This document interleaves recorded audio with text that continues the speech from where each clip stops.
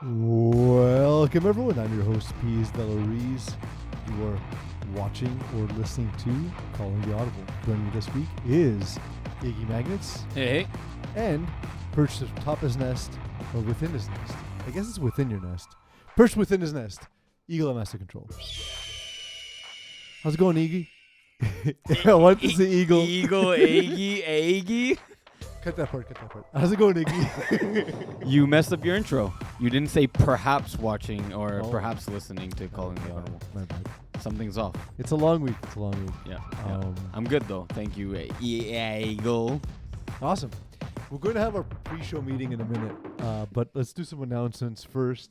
Fall season the regular season has come to a close. Welcome everyone to the playoffs because for once we're Everyone. not saying goodbye to teams prior to the playoffs, so that's pretty cool.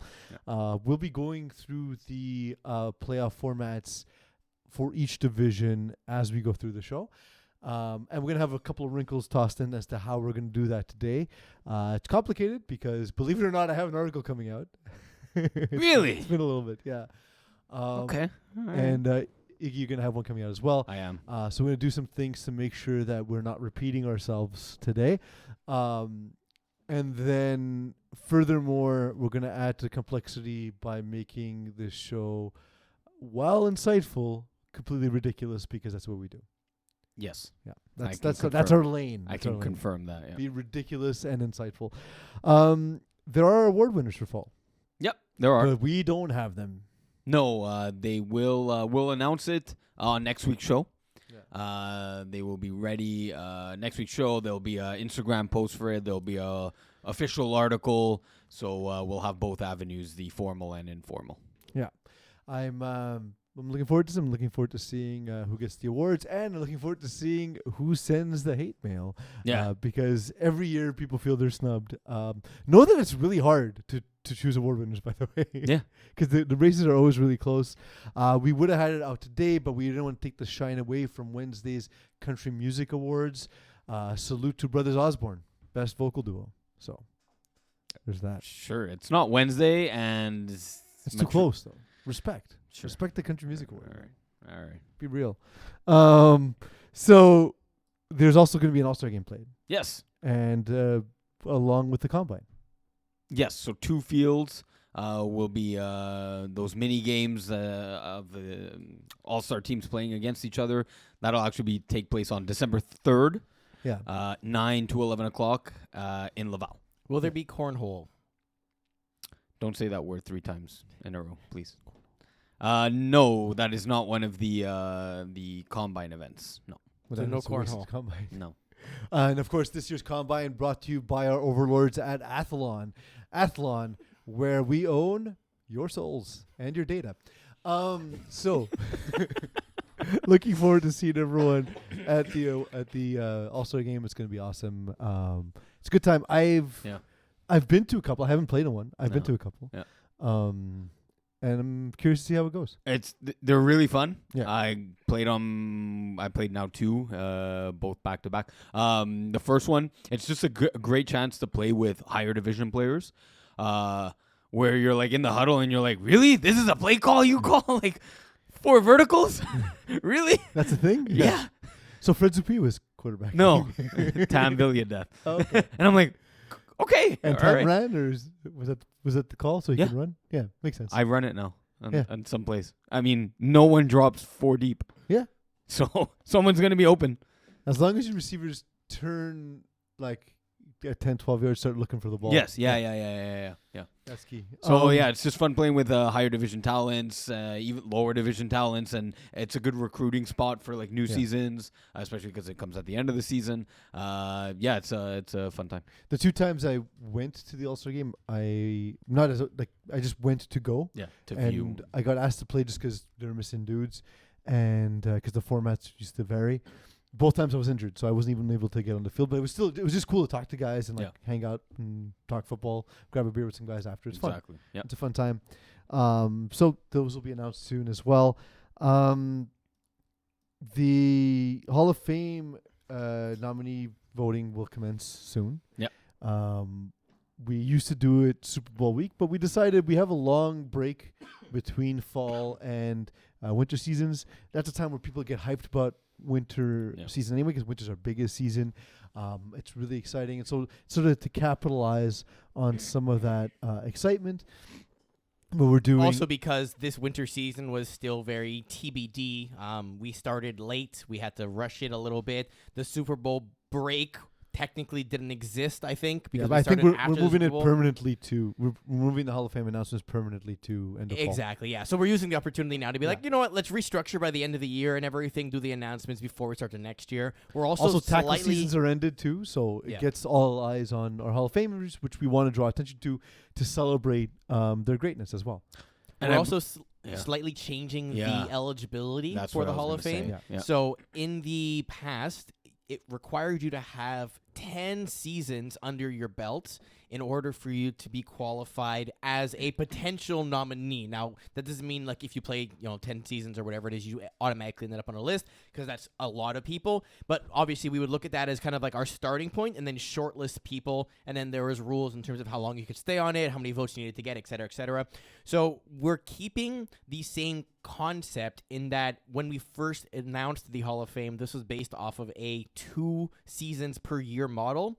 And so we're trying to keep it something similar. So we're actually going up to 20 seasons 20? now. Okay. Yeah. But that also includes 3 times as many seasons. Like, we have It also 3 didn't used to be fall. Yeah, it used to be fall. That's what Eagle's saying. Yeah. Yes. Can we also get fall stats and winter and spring stats to like collate on the website? I don't know why it's separate. Because they're considered tournament mode, but when we first announced it. But who cares? Okay, let's not talk about website stuff. There's a lot of other stuff that's more important on there. But anyway, so yeah, there'll be a few little changes in terms of eligibility. Now, voting, right now, we're not going to be changing, so we're still going to have a staff and Hall of Fame member vote, but then we're still introducing the community vote, so you, as a FPF player, will be able to cast your vote towards who you think should be in our Hall of Fame, and those will all be weighed accordingly. Every year I get asked this question, how much does the community vote weigh? And my answer is always the same. It's enough that it makes a difference. Yeah. Doesn't single-handedly decide it, but it definitely has a significant enough weight to change the results. Yeah. So cast your vote accordingly. Yeah, and it's exciting. We want the community to get involved in this because this is your league, right? So that's the idea. So let's get into the content for the show. But before we start, I'm excited for this. we're gonna split up hosting duties. We're gonna split what duties? Dude, I'm tired. Split up hosting duties. Oh, hosting, yes. Yeah, okay. I know, man. I heard. I know, Iggy. I heard posting We're or gonna split up posting duties as well. Talking So- skinny post. So when we get to the tiers you largely write about, tier 4 and 3. tier 3, Yep. You'll host and you'll get Sure. my input on the games. Yes. Because otherwise you're just reiterating an article. Yep. Because when I do the show with Mo, I'm just repeating the things I've written in my article already, right? Or will write. Cool. Sometimes I change it though, because I'm thinking about it like the day after. I'm like, you know what? Actually, I think this will happen instead. But for the most part, that's what we'll do. Doesn't mean you can't comment on stuff that you find egregious or you think or you agree with or whatever. You have terrible takes. Yeah. Never. By the way, it's never happened that I've had a terrible take. I am always right, except for the times that I'm terribly wrong. The other thing was you'll host tier 1 and 2. Right. So You will host. I'll host tier 1 and 2, and you'll provide the analysis, and we'll sort of split duties on co-ed and women. Cool. Which is where we begin. And we both play in co-ed anyway, so we both have a lot of familiarity there, and we've both been following the women's division, which is, I thought the women's division was kind of going to be in trouble this year because of the lack of teams. Mm-hmm. But it's been kind of interesting just because you have sort of 3 new teams come in. Brut are obviously the powerhouse, and sort of in between there you have what they call, I forget their name at the moment. The team that you loved and praised. Not Vortex. The Vanier team. Red Nation. What? Red Nation. Red Nation. Thank you. Jesus. Yeah. I kept thinking Cheetahs, VC Cubs. Like, no, there's 18 versions of Vanier teams. Right. But we will, we'll talk about it because it's been a lot more engaging than I thought it would be. The other thing is I want to limit the amount of time that we're talking about each game. So we have 28 games. Eagle, how long should we go? I don't know, a couple hours, maybe. Really? So like maybe 2 minutes and a half? Is that? Yeah, I'm thinking like 2.5 minutes a game is probably enough just Fair. to try and keep That's it what good. Eagle put on the timer anyway. So that's what I saw on the timer. So look, at 2.5 minutes a game, 28 games, we're looking at a little bit over an hour. It's about 70 minutes. Plus we got a segue. Plus we got the other stuff. So yeah, let's say 2.5 to 3 minutes type of thing. I'm trying to keep it in that range. Yeah. There was a thing I wanted to introduce called Iggy's Roller Coaster of Emotions. Because if you're texting with Iggy, usually late at night, when he has like takes, bursts. Sometimes they come in, they absolutely come in bursts. Sometimes they're conflicting and they happen all at once, and it's the wildest thing in the world. When you open the message, you're just like, well, what the hell just happened? Yeah. Like, so if you have a roller coaster sound, Eagle, feel free to play it if Iggy does go off the rails. Okay. Hopefully not the roller coaster rails. That's the I know. pun. I was punishing you. No. There we go. See, it worked. And then we'll make our picks at the end. Yeah. And we'll also find out, of course, who's throwing for QB roulette. That's the standard for the show. Isn't there a special way of the 2-minute counter? Yep. And we'll introduce it as we go. Oh. It's very serious. It's very like pardon the interruption. Yeah. The topic comes up, and in our case, we have 2.5 minutes to discuss. We got to make sure we get it in that time, or else we're gonna hear a buzzer that will shock us. You know what? We could have done. Which one is it? It's one of them where they give dings. They give points to the people that talk. Oh, round the horn. Sure, you go. Randomly assigned points also. Yeah. All right. It doesn't have the points don't have to correspond to anything, but you'll have to defend them at the end of the show. Okay. Cool. Perfect. More chaos. Genius. I love it. So let's get started. We're starting with the Co-Ed Cup. Yeah. We got a bye week because I threw a horribly ill-timed interception. It's becoming a habit. I got to stop doing that.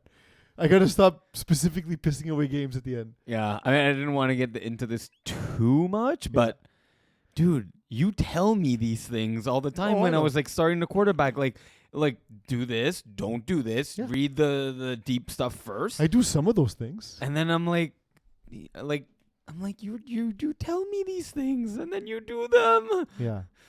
Yeah. Well, the big one is don't throw an interception when you turn to Alexi and say, "Don't worry, I'm going to milk the hell out of this clock." Yeah. No. Yeah. So we're on a bye week, so we'll focus on the other teams here. Yeah. This, by the way, is the knockout round bracket. Yeah. This is now available on the playoff. So explain. So like, Kiss My End Zone in the lower bracket gets a bye. I find it strange. I find it strange that the number 1 overall seed didn't get a bye. No, it's because of the way the double elimination works. Yeah, I get that. But why wouldn't the first overall team have the benefit of also not playing the first week? Because then the way the breakdowns work doesn't work the same way. You just include one more. Again, it doesn't matter. No, the game has to move up. It's. You said you understand why, but then you said you gave the very reason why it wouldn't you work. Just change your distribution of teams. No. Yes. No. Because you still It's need the number of games. 4 games at the bottom bracket here. So one of them is predetermined, and Kiss My End Zone wins against nobody. That's why. Okay. If That's not, fine. you have to put Team 8 versus in the bottom one in order to give the bye to number 1. Either way, it's fine. I find it weird that the number 1 seed doesn't get a bye. Yeah, but if number 1 gets a bye, you're basically making that winner number 1, which means you have to shift the team down, like I said. So technically, no, it doesn't work that way. Then only 7 teams get double elimination. So you see the breakdown of this? Eagle sees it all, like who wins, and he sees it moving in his head, and he's telling you it doesn't work. Yes. Yeah, there you go. So then Pitchy Fuck would end up in the lower bracket. That's if they were to lose, for example. Yes. Yeah. All right. So that's what's happening is the losers from the top bracket will go down and fall into the lower bracket. I just realized when the graphic came out how much longer a path the lower bracket has to success.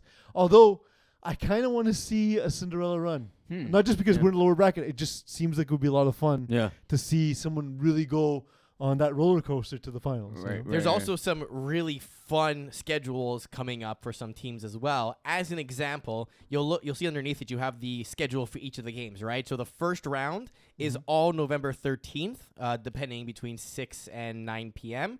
And then for round 2, it's November 20th for the lower bracket. Then look at November 27th. You start off with the winners and the losers of games 8 and 9, they play. The winners advance, and then they play the next day. The losers play immediately following that, and then the winners of those games play immediately following that. Oh, wow. That's psychotic. I love it. Damn. We talked about doing like play-in games before, and the play-in games would happen right before the playoffs. Like literally like 6 o'clock play-in, 7 o'clock playoffs begin. So that kind of has that feeling, and I'm all about it. I think it's really cool. And then same thing for games 19 and 20. Whoever wins the 19 game plays immediately following that against whoever was the loser of game 14 from the couple days ago. So and because the amount of teams in co-ed, it actually makes it really fun specifically. Get your ice bath ready, boys. This is going to be a big one. Yeah. My arm is going to suck. Let's start with Easy Fun versus Yin and Yang. So. And clock starts now. There we go. We got some ducks up in the corner. I love it. Remember to get all of your duck facts at ducks.org. Iggy, this game, it's going to happen all night. Yeah. This game, to me, will come down to Easy Fun's ability to put up a lot of points. Yin and Yang, they're not a particularly prolific offense against the better teams in co-ed. It's going to be more that. It's going to be Yin and Yang's ability and need to put up the points as much as Easy Fun does. That's going to be I guess whoever can get the first to 2 or 3 stops is also a different way of looking at it. That team, whoever gets 2 or 3 stops first, is your potential winner here. Ducks are stressing me the hell up, but it's okay. Easy Fun won the first matchup 24-21. It was week 1, though, so not a lot of takeaways there. JC Ferland threw in that game. It's been Nico Blaise since. So it's not the same team. So Easy Fun, do expect them to score more points than they did that time around. And, of course, we have Resha Valliere and her impact on both sides of the ball, but definitely defensively. If she can force something in the flats, that might change the game. And Gino DeFazio is the guy, he will take advantage of as many opportunities. He's gonna not convert one drive, but the rest he likely will convert. Yeah, especially if Rachel Valliere can give him a positive field position on the plus side. That'll turn the game. Absolutely. But we have 50 more seconds, so. Oh, we have to. We keep talking about her impact on defense, but offensively she's been great this season. Yeah, and it's not just this season. Even last season, fair. Her playoff run. Her defense her excelled beyond her offensive. Sure, but yes, but no. At the same time, yes, she had 8 pick sixes last year in the winter and in the spring season.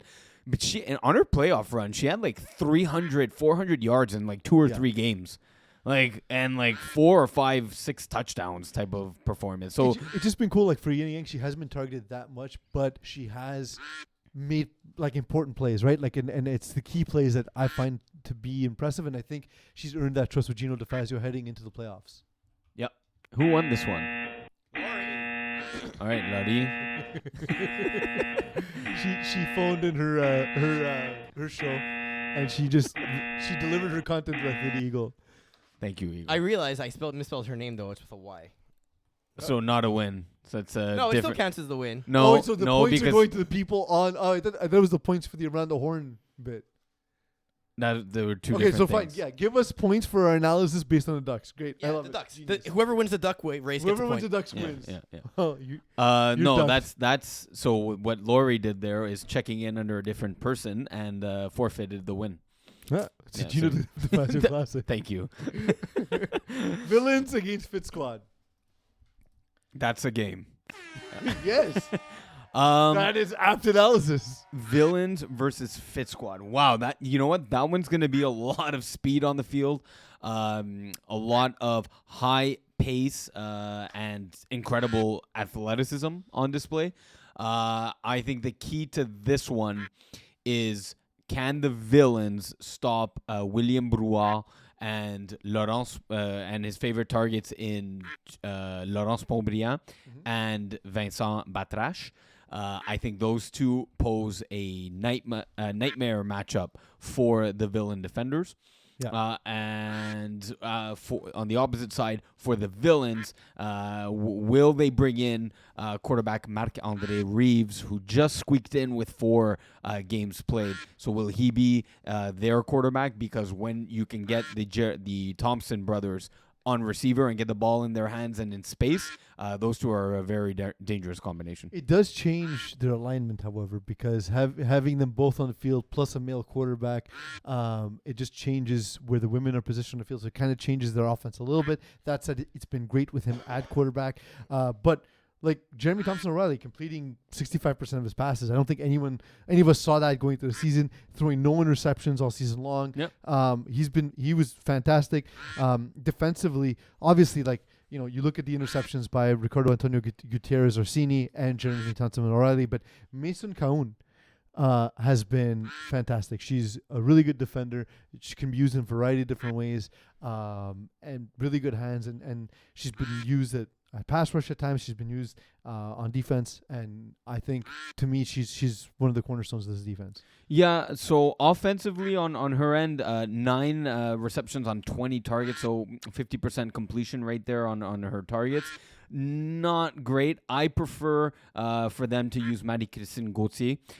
In just 5 games, put up 119 yards, 5 TDs, so a touchdown a game average. Look for her if the villains want to come away victorious in here to get that average 1, if not 2 touchdowns in this game. And then, of course, you know, one of his favorite targets in Ricardo Antonio Gutierrez Orsini. Man, even that's long for me. If he can get, I think it's like half Latin, half Italian. Yeah. Who won? Lori. What a cheater. Jesus, Lori. Straight up Lloyd's. Has to be Lloyd's.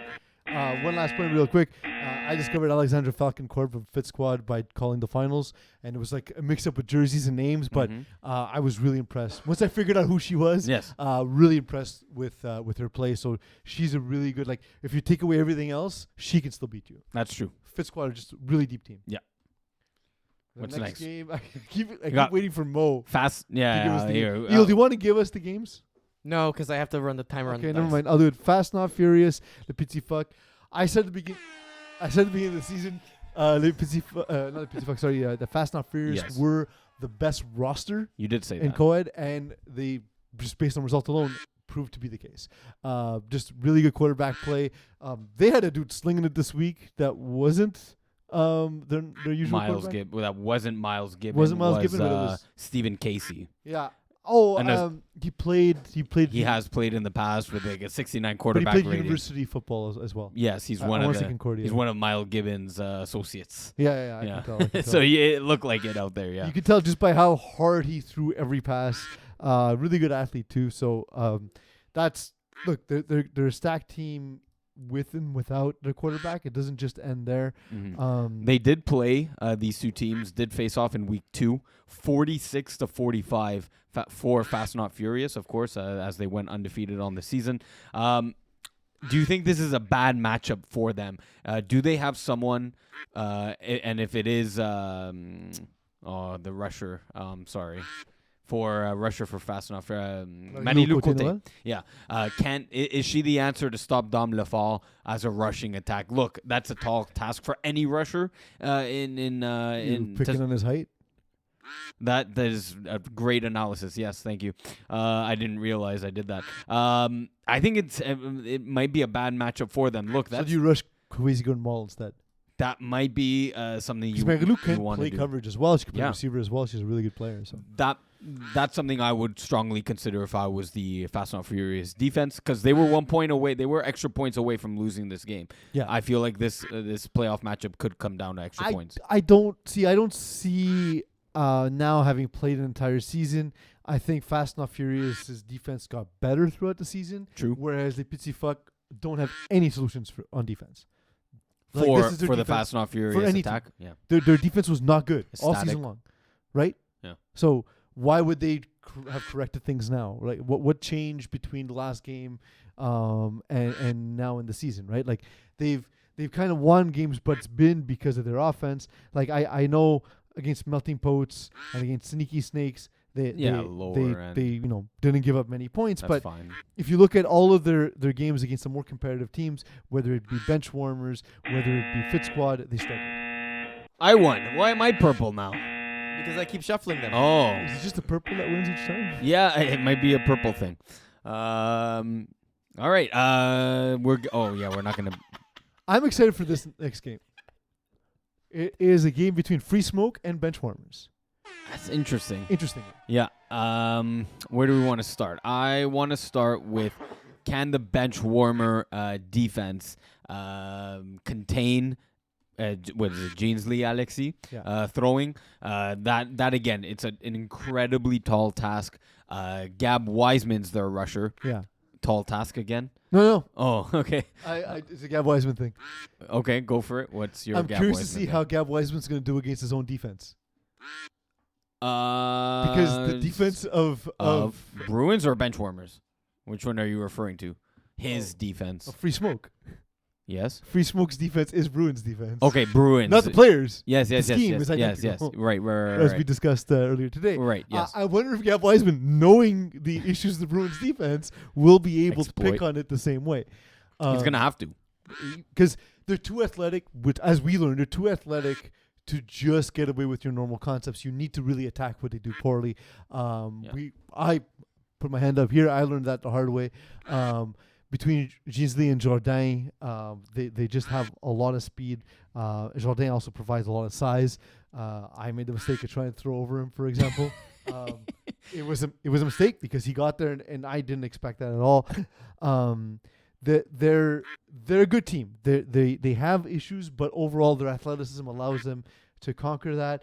both on the male as the female side. And I was going to mention Josiane Martin. She caught the game winner against us. She's really good on defense. Covered a lot of ground. Really good player to look out for, as well as Valerie Shelder. Yeah. So you like Gab Wiseman. You guys don't have rocket arms, right? Those are the downfield, very accurate and hard balls. Those are the ones that you can get by the Alexi brothers. Yeah. None of either of you wouldn't argue that you guys have those type of arms. So yes, the schematics, the concepts, you're gonna have to break down the zones. They are a disciplined defense, but they're not an adaptive defense per se. So the holes in their zones will always be there. Yeah. What do you think in terms of Nick Gomez-Rizzo or Jocelyn Calix, their impact against the athleticism of Free Smoke? Nick Gomez-Rizzo is really good at instinctively, when he breaks down and crashes into the flats, he's really good at breaking concepts apart and attacking what you want to do with your offensive concept. Peas, you won a matchup. And I delivered my point exactly in 0 seconds. That's a winner. That's a winner, ducky winner. Ducky, ooh. It's the new chicken. I've often heard that. I had duck this week, actually. Duck? Delicious. Yeah? I'm a big orange? Duck guy. Did you make it with No, just pan-seared and finished in the oven. Nice. Salt, pepper, rosemary. Sounds like you melted it in a pot. I did. Sure. I did one with... what is a pot? Pot. I don't know. That makes more sense. I did one with black cherries and then a seared endive with an orange salt. It was very good. That's pretty good. Yeah. This was a Tuesday good. night when I had 15 minutes to eat, so unfortunately I couldn't do it that way. Or do you prefer to eat sneaky snakes? I've eaten snake before. Really? It tastes like frog legs. Okay. Not like chicken. Which then tastes like chicken. Neither of those things taste like chicken. People don't taste things. They both taste closer to fish. Yeah, frog. I've had frog legs. It's been a while though, so I can't recall the texture. They're okay. The taste. They're fine. Yeah. They're not my thing per se. Melting Poets take on Sneaky Snakes, as Iggy was ham-handedly trying to allude to. Sneaky Snakes struggle on defense, man. Yeah, but I think they have a chance here with it's a good matchup for them. Yes, not facing a high octane offense in Melting Pot. Eagle might actually be able to give us a hand here because one of the Caron brothers, I believe, is on this team. If not Antoine? Both. Antoine Caron, yeah. Yeah, he was one of the leading receivers along with Carl Murray. Carl Murray actually a leading candidate for two-way Player of the Year in all of co-ed. In fact, though they're gonna need to rely heavily on those two. Alex Paquette to get both of those players the ball, along with who's his extra? Claudia Morin Arbor. She was the next most targeted woman on the team. But yeah, I do think this is a team that Sneaky Snakes. It's a favorable-ish matchup for them. One that they can say they have more experience than and which they can't say for a lot of teams in co-ed, except for these bottom teams, including Melting Pot. But here's the thing, Melting Pots, which is what I'm calling them now. Since week 3, 33 points scored, 27, 27, 31 against Sneaky Snakes, by the way. 24, like, sorry, and then 6 points in the last game against Petit Fuck. But generally, like, they've been consistent. They've Putting been consistently up numbers, scoring 4 to 5 touchdowns. I think it'll take the 5 touchdowns, as I often say, it takes to win in the playoffs. But they I think Carl Murray can help them get in there, and Jean-Roch Richard Carbonneau as well. These long names are killing us. We're up against the clock today. Not as much involvement from the women receivers as I'd like, because it's a big part of co-ed, and that's part of what's kept them down. Because, like, I've watched them play; their offense is competent. Yep. They just don't score quite as much as I'd like to see. Fair enough, but given that they're facing Sneaky Snakes, a team that themselves doesn't put that many points on the board, but and conceptually, there's entire holes in their defense. They kind of just play lanes across the field. Oof, I hope not. But that's what they did against us. Yeah. Although the game that the matchup between the two in the regular season, look, both quarterbacks put up four TDs, Alex Paquette, David Brisson. The difference was a pick 6. So can Brisson protect the ball and give his team the victory? Iced out. Who won? Mo. Oh. Okay. Iced out against Badgers. This is a good matchup for both these teams. Putting it nicely. Yeah. Yes. They kind of looked out. But look, Badgers have good players. Yeah. The concepts defensively, as we discussed last show, aren't there. Offensively, either it's the QB is either calling plays he doesn't understand how to read, or he's making the decision of where to throw before pre-snap. Before, not even pre-snap, like in the huddle. Like, it feels that. Like, I was watching him stare down receivers. I was watching him not really progress the reads. And then when it was clear to him his receiver wasn't open, panic. Right. Just panic, try and buy time, try and scramble, and try and look for someone to throw. I don't think Iced Out has anyone that can rush him, though. Is there? Maybe Daryl Dorsley or if Daryl Dorsley does rush, then yeah. Yeah, or they started the season with Jefferson Suarez Espinal. Yeah. He was more of a running quarterback, as he couldn't get it done with necessarily throwing with his arm. So the speed is at least there. I'm not sure about the angles. Daryl Dorsley's a very good rusher. There you go. That would, to me, Daryl Dorsley is a the piece answer that they need to be looking for. But then we look at it, and a lot of what we talked about with a lot of other teams and their involvement of female players, that's one thing Iced Out does well. Melissa Haber, the most targeted receiver on her team. She converted 26 to 34 targets. She leads the team in touchdowns. She's a really good player. Yeah, she's a really fun player to watch. Her and although Shannon Rooney's not taking as much advantage yardage wise, at least she does 12 of 21 on the reception target ratio. I don't know if it's for certain, but she might. Just looking at the stat line, that's a snapper stat line, right? Yeah. Okay. So now she doesn't get many yards out of it. Just receiving or gaining 5.5 yards per reception.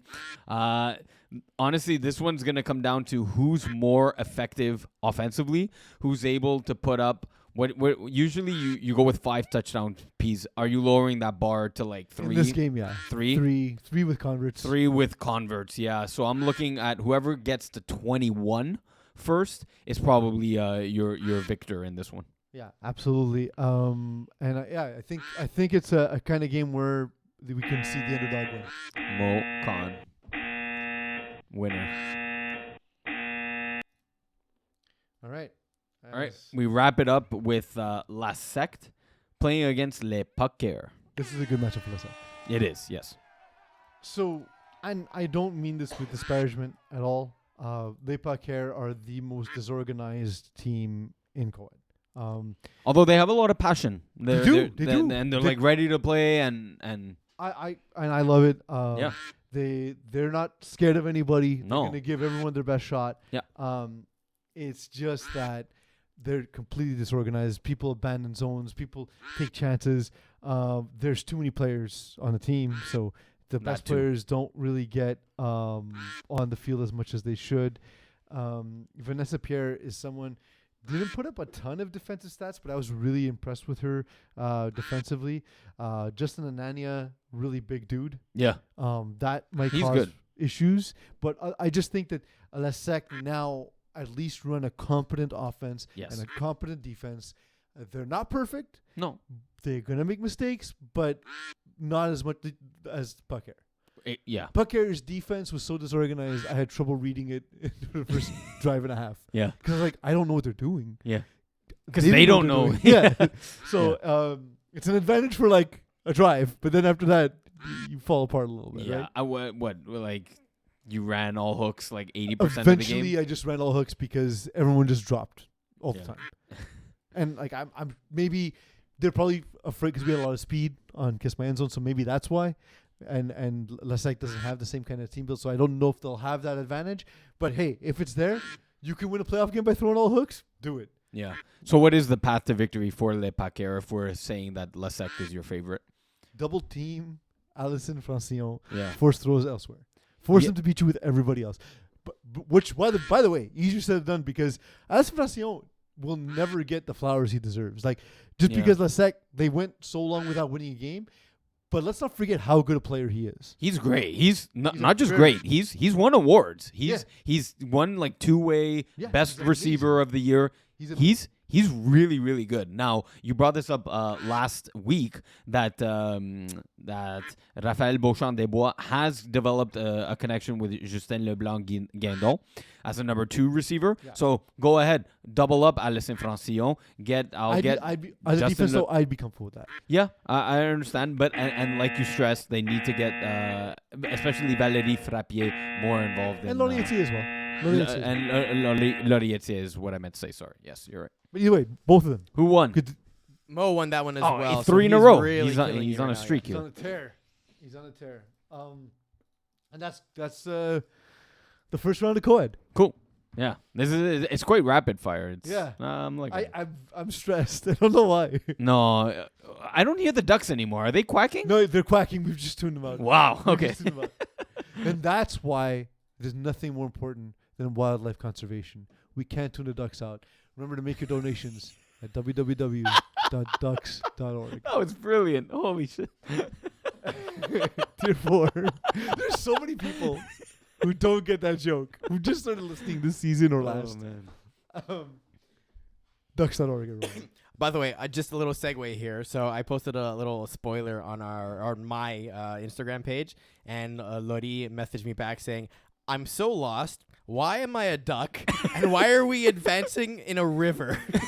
Answer. Said, you'll see tomorrow. Seriously, Lori, why are you a duck? That's the question. Man. So tier 4. This one, I guess I'll try and take the lead more because, like we said, like you're going to be covering it in your article. Right. Eagle, is there anything we need to know about the knockout round for tier 4 that's a little different? Yeah, well, not different necessarily. So it's the same structure like all the other ones, where if you're in the upper bracket, you have double elimination. If you're in the lower, you have a single elimination. The only thing I want to specifically call out is that there are additional games on November 13th. Yeah, this Sunday, yeah. Exactly. So the loser of the Toon Squad, the loser of the Toon Squad QB roulette game goes home. Yeah. The winner advances. Stay at the field. Don't leave. Stay at the field. You have a game a few hours later. Okay. Same thing. The losers of game 1 and 2, so Whip 2.0 primetime, whoever loses that game. Red Dragon Step Bros, whoever loses that game. Stay at the field. You have a game at 10 o'clock. All right. So games 6 and 7 are the same night. So we're doing those rounds at the same time. Otherwise, the schedule is as is. Same thing for games 8 and 11. So keep that in mind for just they're on the same night and everything. So, yeah. That's FYI'd. So that's pretty interesting because even though you're a double elimination team, if you lose both games, you're out. Yep. Yeah. On the first night of playoffs. Yeah. That's pretty cool. It's pretty wild. Yeah. I noticed that today and I was like, that's intense. Yeah. Wow. Cool. Imagine getting double elimination just for it to all go away in the blink of an eye. In two straight losses, Just you can Thanos that shit. Yeah, wow. So for this one here, Peas and Iggy, when we're going to do the breakdown, there's only 3 games officially on paper that we have to pick between. Yes. But if you want to try and preview games 6 and 7, one of the teams from the upper bracket is going to be playing balls deep, and the other team is going to play the winner of Toon Squad QB Roulette. So I don't know if you want to cover that specifically or give like... No, because we don't know who the high loser is. Yeah. We're just going to cover the games on the docket. All right. And that's all we can be expected to do.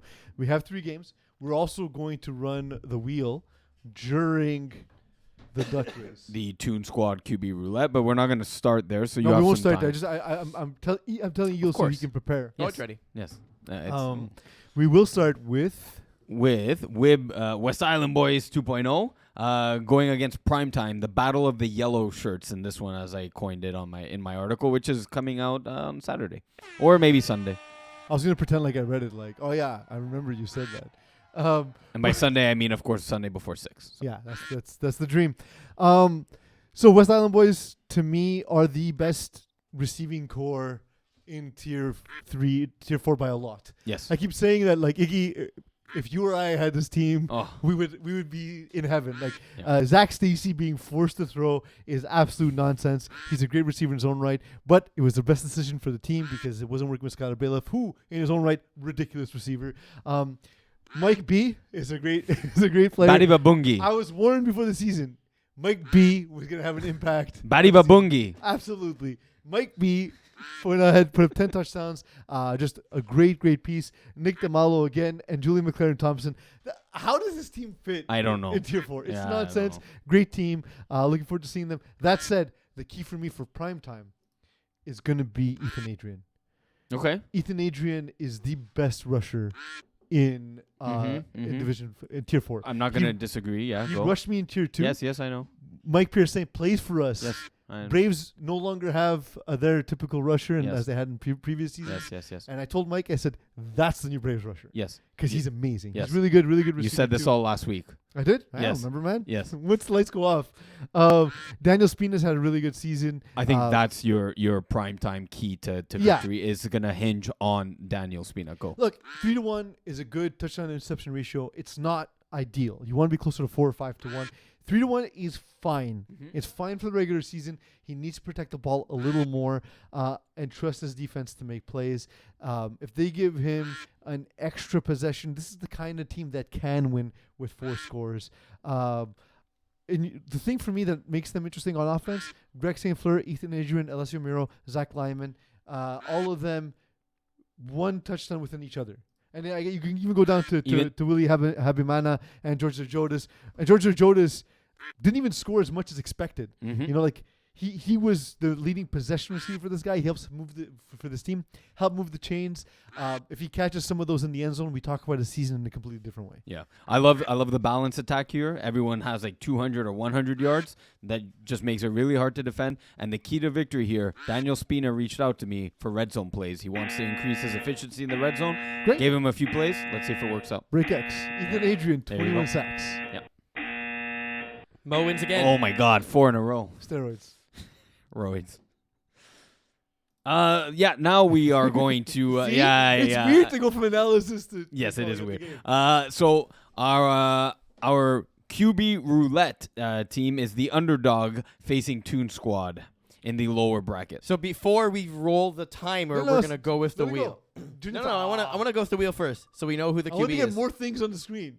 So Kenny should be. Nope. But now will not be throwing the quarterback. They should be going with Zachary Albert-Skill. Look, if they want to win, they got to go with Zachary Albert-Skill. It's been proven. We are the masters of the wheel. Their win against Primetime, huge, by the way. At the end of the you're season. channeling your inner prison Mike, by the way. Wait, inner prison Mike? Yeah. Why? Look at your butt. Look at your duck. You're on the top. Oh, nice. I didn't see it. So Kenny Vitellia threw in that game, which we know he won't be throwing in the playoffs, but he wasn't great. He wasn't great, but it was the defensive effort. Now, this game here, we talked about last week. Alex Blay, Lucas Kenneville, Iggy Magnets will not be on the team for QB Roulette. It's a very different roster. So I think that hurts them a little bit. you know, A lot. it maybe helped them for seeding in a sense because it allowed them to get that win. But they do take on Toon Squad. Toon Squad to me is a team that when I look at them, they just haven't lived up to their potential. We saw a little bit of Gardner Ross at quarterback and a little bit of Adam Antel. And who should they go with? It's tough because pick neither one. of them separated themselves, right? Like they both were kind of the same. Pick one. Sorry? Pick one. Who are you going with? Probably I like Gardner Ross. I would go Gardner Ross. Okay. He's a little bit more accurate. Takes slightly less. Well, mind you, not the case this season. Takes slightly less chances than Adam Antel. But I think they're probably, if he's available, probably gonna go with Antel. Ben Arnovitz is a problem. That said, just too much low efficiency in his targets. Get him on drags, get him on hooks, get him operating in space. He's quick, he's elusive, he can make plays down the field. They just seem to target him downfield. And it's similar for Max Arnovitz, right? Like that's they're always looking for the deep strike, the big strike. And that's why both quarterbacks have completion percentages under 60%. That might be enough against QB roulette. It's not going to be enough to advance far in the playoffs. Fair enough. I think the QB roulette defense is actually... That's good. It is good. Yeah. So if Toon Squad can put up 3 or 4 on them, that'll be their key to victory. Because can QB roulette score 3 touchdowns? Exactly. So they can score 3, but not more than that. And 3 is because the Toon Squad defense would be breaking down. I think one of the things Toon Squad can do to really help themselves, hey, you have 2 quarterbacks, throw a lot of double quarterback plays. Get that QB roulette defense. Toon Squad did beat them week 1 by 1 point. Who won? Laurie. Nutty. That's win number. We suck at ducks, man. We suck at ducks.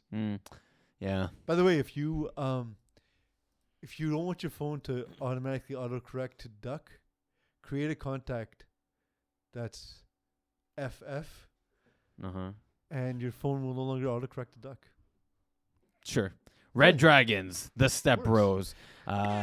This is one of the double elimination games with prime time's loss. 2 QB roulette on the final final game of the preliminary round. Jumped Red Dragons and Step Bros into the 4-5 seed. Who's your favorite in this one? Red Dragons are confusing, man. I can't ever get a feel if they're good or not. They seem to be so close to turning the corner and just never get there. Yeah. It's like watching NASCAR. It's just a continuation of left turns continuously. Look, they faced off recently and they beat the Step Bros. I think Red Dragons are closer to where they want to be than Step Bros are. Pranav Sharma, last time these two teams faced, all the negative indicators. Completed less than half his passes. Only completed 10 passes. Threw for under 100 yards, 4 interceptions. Like, you can't give a team 4 extra possessions. And on top of that, Red Dragons only scored 4 times. So, Red Dragons are not even a high efficiency offense. But if they're gonna have 8 possessions, they'll score 4. Can I give you a counter argument real quick? Go ahead. Pranav Sharma, last game of the season, 9 completions, 12 attempts, 246 yards, 7 touchdowns. Against another tier 4 crappy team. The Penetrators. Was that... I don't get it. I don't know why It's a recent... I'm going with recency bias. Can he pull out another performance like this and put up the points against Red Dragons? Last time I've seen a stat line like that, Eagle, you'll remember this, is when Fred Morissette was playing for Moose in Div 5. I remember that. Pre-cap era. Guy who went... Back when he showed up to games. This is a guy who, for his FPF career, had a 7-to-1 touchdown interception ratio. Those are low efficiency patches. That doesn't work out too well for most human beings in FPF. I think that game was an anomaly. I can't explain it. I wasn't there. I don't know what happened. My guess is just Penetrators knew the season was kind of locked up for them and didn't go at it. I don't know. Yeah. Maybe schematically there's something that went wrong. Either way, the Red Dragons are going to have to worry about Anthony McCall. He led the way for the offense of Step Bros with 470 457 yards, 7 touchdowns. And I like the two-way play of Eric Carpenzano. I wanted a fist pump, and I hit the mic because I won. Yeah. Oh, there you go. Yes. Congrats, man. How you That's feel? my second win. Oh, well, how you feel this time? Not like a host because we're done tier 4. All right. Move on to tier 1. I'll host this one. Cool. Eagle, any differences with the playoff format here? I'm just going to go grab it myself, so I'll have it for you. Again, they're all more or less the same when it comes to this stuff, so let me just get the graphic on the screen. Yeah, well, there's no bye, first of all. No one gets a bye. Yeah, exactly. So here, let me put you top corner so everyone can see it. So, and it's like we said all season long, by the way, that we knew who the top 4 teams were before the season started. Maybe STL could sneak into that, but no. People had questions about whether Bless was top 4. Oh, I didn't. I'm not saying you. I'm just saying in general. To me, Stephen Harper saw already had. Wait. We'll read my article. So yeah, nothing super special here other than game 7, 8. That's about it. That are the same day, but even then, nothing really changes for that one. So yep, and just regular schedule. No one plays on doubleheader. The same night. No, every game is on a different night. Yep. Okay. Cool. All right. So what's the first game on the docket here? First game on the docket is STL versus EZW. So fun game. Yeah, it is going to be a lot of fun. I do kind of like Terrence Adams rushing against Jeremy White in this one.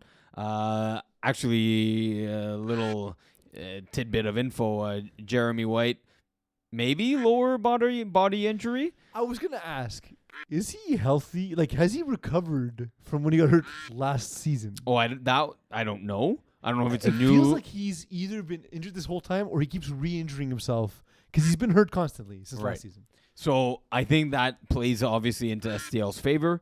I mean, look, hey, he put up a 4-to-1 touchdown to INT ratio in tier 1. I was gonna say, are you starting to buy Jeremy White the pocket passer? Well, it's pocket/rolling passer. Yeah. Because moving pocket. Yes.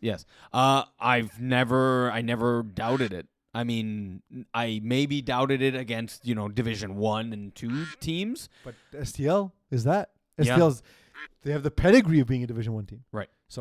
So yeah, Division A in any case. Look, I can see him at his best putting up a 5 TD, 1 INT kind of performance, and that is maybe or average 4-to-1. Is 4 scores enough? I'm going to say no. I think the Dylan Taylor offense is good for 5 touchdowns minimum. And so just based on that alone, that kind of gives the win, in my opinion, to STL. You feel looks like you're going to go into a different route. No, different question. Oh. I'm always laughing at the next thing. Oh, okay. Who's the weekly hero for ECW? ECW always has one guy who goes off every game. Yes, that's true. Now, again, remember, it's going up against guys like Theo and Jimmy Ojea, right? So, I don't expect it to be Etienne Laurence Gervais or JC Ferland. Who would it be then? Why wouldn't you expect it to be? Because I think they're going to be the toughest matchups. No, I think it's JC Ferland. Okay. I think he's the one that fits in the most with the Div 1, Div 2 type of player. Give me a sneaky Samuel Pelchat game or Theo Levine. Also, well, fits into he's the of course, yeah, he fits into the Div 1 too. He only played 5 games this season, right? But let's not forget he's on his roster. Yeah, that's true. You know what? I do like your Sam Emilio Pelchat as a underrated snapper in the division. He can definitely put up a lot of stats in this one. Mo Khan, goddamn Mo. You know what? It's because of how well he wears his white fitted dry fits. Oof, you're down a slippery slope there. You pulled it out though. Yeah, just I in always time. do. Just in time. Yes. Run it once versus #NR. Is this potentially a blowout? I think Run It Once just has too many weapons. And too much cohesion. Yeah, just a lot of chemistry. Exactly. Like it's been 3 or 4. Is it years? I want to say. I was gonna say seasons, but is it maybe since COVID? That it's been like the core of this team has been playing together and adding pieces here and there. And Jeff Rosenblatt, really good at operating his scheme. But more than that, like, you look at this roster. Like, there's so many different pieces, so many different players. It doesn't feel like it ever really came together. And the loss, of course, of Kendall Myers affecting this team throughout the season. For hashtag For hashtag NR. Yeah, they've never recovered from it. Look, Kenny Bay put up monster numbers. He's great. Yeah, but you have Anthony Brisebois on the other end to counter that. Yeah. So and then add James Drysdale, add James O'Hayan, add Ben McMahon. The speed of never caught if he was snapping for Jeff. Did you happen to Don't see remember. that? I've seen the play like 3 times too, but I don't remember who was snapping. Yeah. Marty Friedman only played 2 games, so never mind. Look, like just 4 of those guys already. Whereas, look, Travis Moses can shut down. He's been known to shut down guys. Can he shut down the Anthony Brisebois, the James Drysdale? The height of Anthony Brisebois is difficult. Yeah, it makes it really difficult. But then on top of that, the thing is with Run It Once is I think they're one player away from being a legitimate like Division 1 offense, right? Or Division 1 team rather, right? Just like one really highly skilled player away. Whereas I think this version of hashtag NR just has 2 or 3 moving pieces. Yeah, I think that's going to be a big part of it. I'm kind of with you. I don't know if I'd pick a blowout win for Run It Once. I do think that there is a game script that exists where Run It Once blows out hashtag NR, and I don't think the inverse exists. Yeah. Look, we love Adam Sinagra. Yeah. Dude's awesome.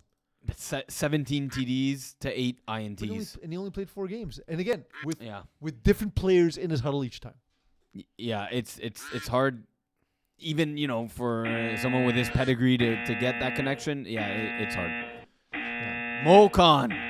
Is he one of those English policemen? Eagle, if Mo wins for the night, we got to put in a call. It's sponsored by Sportera. We got to get Mo's thoughts on winning the duck race. Deal. Next game is Kangaroos KGP. Nice try, Iggy. You chose the wrong game on our sheet. I did? Yeah. By highlighting? No, yeah. I didn't. No, look at my highlight. Okay, I saw you do it. Yeah, maybe. Hey, get started. Kangaroos, KGP. KGP are lucky. They're in a double elimination bracket in this one because, and I was crunching the numbers. Dan Lazara had an absolute monster Madden type of numbers kind of season. 51 touch. Was it 51? 51-7 in 8 games. Yeah, it's nonsense. Whoa, what's that average out to? I don't even think his roster was ridiculous. It's a good team. I don't think they're overpowered. 6 1/4, by the way. It's 51-8. Yeah. Do mental math, really? No, not like that. Not while I'm doing the show. Is that? We'd have to check the record books, but like on pace to have the most touchdowns in one season. I remember like Kim White throwing 64. It's close to that. Yeah, it's about. It's close to that. So, whoa, hold on. You just made a totally controversial statement that this team's not that. Like, I know what they're great. Yeah, yes. I don't think they're overpowered compared to the rest of the division. I think Braves are as good, and I think Blessed are as good. Not with the injuries that Brave suffered. Braves, yeah, okay, yes. And to start the season with JD Chevalier, they're different. Anyway, we'll talk about Braves later. But look, I think they're a good team across the board. But a lot of these guys hadn't played Division 1 before, which I know is the Mo Khan argument. And like a guy like Ginsley as Alexis is clearly good enough now.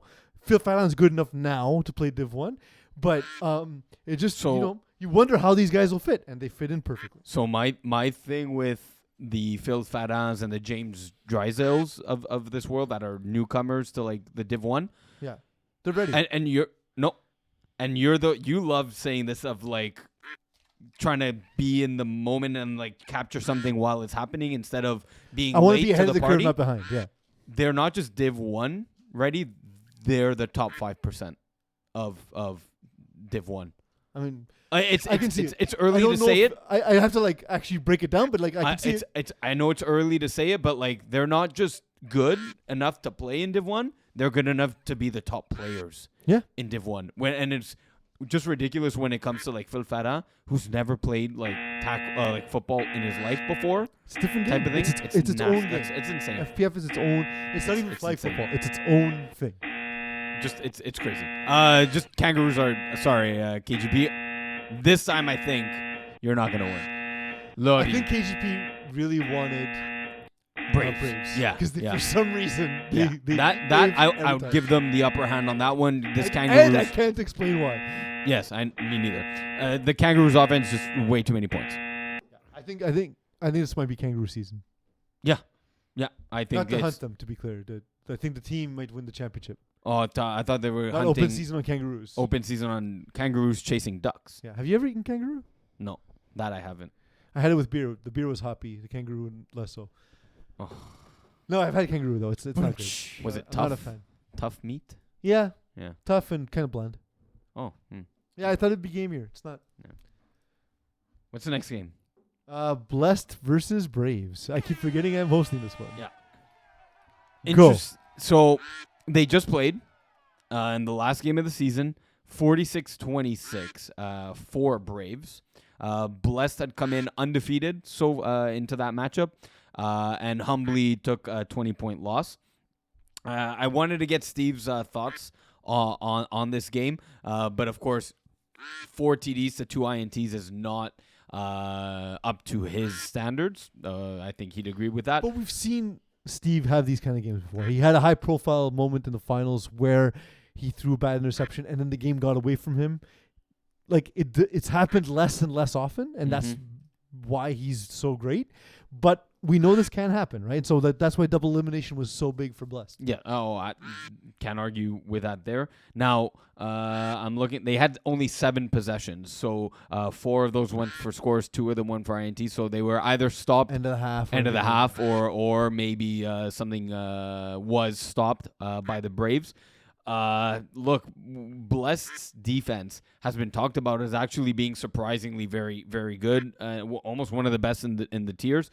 Braves and Jomero just picked it apart, right? 15 of 20 to 26. That means there were deep shots that went to guys like Francois Rochelieu, who are like making impacts. Sorry, you never get his name right. Yeah, Nick Suzuki. Nick Suzuki. Yeah. So like it's not just the Serge Pilons.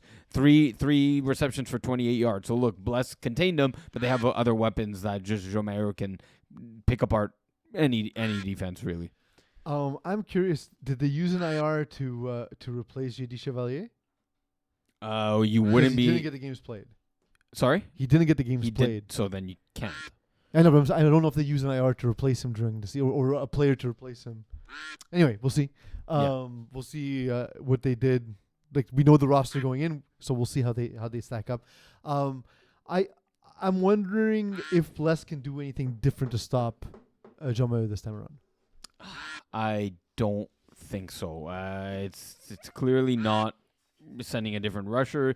Did they learn enough? Did they pick up on what plays he runs often to then adjust? It almost doesn't matter with them. They're so mechanical. It's like Brit in the women's. Yeah. They run their system so mechanically, and their timing is so great, and their athleticism is so good that Mo's a cheater. Mo's just cheating at this point. He's like the Braves. They're cheaters, right? Apparently, jeez. Yes. That came out of nowhere. That accusation. Mike will not be happy with you when he sees you on Wednesday.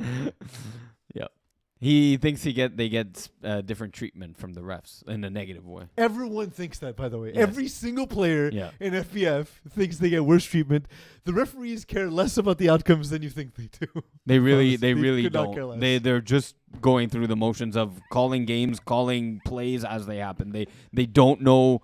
They kind of forget, and they're like the sounds of the Ducks. They just forget who's playing. And really. Especially like if a game's close, they often don't even know who's winning. Yeah. The score, no. Yeah. Just a quick checkpoint right now. So we're halfway through the games. The current score is Mo's in the lead with 7 Duck Race wins. Lori is trailing him with 4. Yeah. Iggy, you're currently in 3rd place with 2. Yeah. Peas, you're on the scoreboard at 1. Nice. You have none? Alexi, not me. Alexi is too busy running the country to get points. Or swimming around the country. Ducks. Yeah. I thought he would have left the country by November. Fled and maybe he's a loon. Well, he's not winning the duck race. Perhaps he's a Bernache. We're going to women's. Yeah, Vortex Red Nation. hold on. We got to do this first so everyone can see the bracket. Yes. I listen. I wasn't paying attention during my own pre-show meeting, so nothing fancy here. Brut gets the bye. Vortex plays Red Nation. Louvre plays Lou, and that's it. So as always, we'll make our picks at the end. Also, I don't know why Game 3 is technically in red. It should be yellow. That's a mistake. It's not a double elimination game. You guys just focus too much on color. It's not a double elimination game? You mean it is a double elimination? No, game number 3 is not. Yes, it is. No, it's not. Yes, it is. No, it's not. Brut are a double elimination team playing the winner. Right, yeah, but it's colored as single is what I mean. Sorry. Yes, it is miscolored. And it is a double elimination game. Yes. Thank you. Yes. Wow, that was the least interesting thing that's ever happened on the show. And most often on the show. So we have ducks on the show. Vortex take on Red Nation. The strength of Red Nation's always been the defense.